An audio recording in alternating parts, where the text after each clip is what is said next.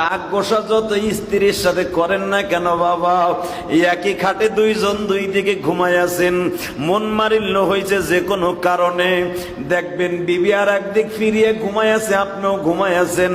রাত 12টা 1টা 2টা 3টা বাজিয়া যায়, দুইজনের চোখের পাপড়ি বন্ধ, কিন্তু অন্তরের পাপড়ি বন্ধ না। কারণ কি জানো নি? ক্ষোভ আর রাগের মধ্যে দুইজন সারা রাত কাটায় দেয়। আমার আল্লাহ এই জন্য বলেন, স্বামী স্ত্রী যখন রাগ করে দুই দিকে ঘুমায় যায়, দুই দিকে শুয়ে যায়, তাদের মাঝখানে একটা গজবের ফেরেশতা নাজেল হয়ে যায়, গজবের শয়তান নাজেল হয়ে যায়। এ আমার বন্ধুরা, কেন আমার আল্লাহ বলেছে জানুনি? স্বামী স্ত্রীর ভিতরে মেম প্রীতি ভালোবাসা, এটা আমি খোদাই প্রদত্ত, এটা গড গিফট।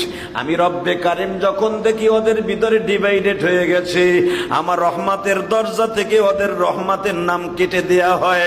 কারণ ওখানে মাঝখানে শয়তান শুয়ে শুয়ে তাদের প্রবঞ্চনা দেয়।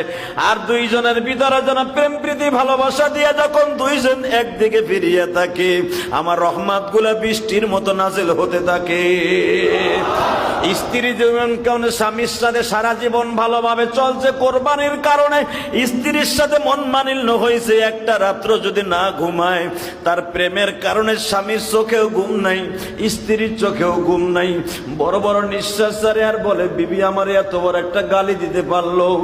স্ত্রীও কয়, তুমি আমার এত বড় একটা কষ্ট দিলা। দুইজনের মনের ভিতরে যেরকম ধাউ ধাউ করে প্রেমের আগুন জ্বলে, অভিমানের আগুন জ্বলে, আমার আল্লাহ বলে, বান্দারে ওয়াল্লাযীনা আমানু আশাদ্দু হুব্বাল লিল্লাহ, তোর ভিতরে আমার ভিতরে একটা প্রেমের মালা আছে, তোর গলায় আমি প্রেমের মালা পরায় দিছি, আমার গলায় একটা রাইখা দিছি।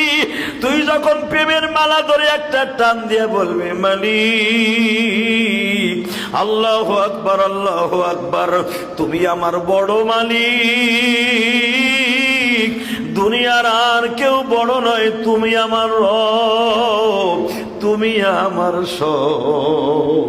এই কথা যখন একবার বলবি,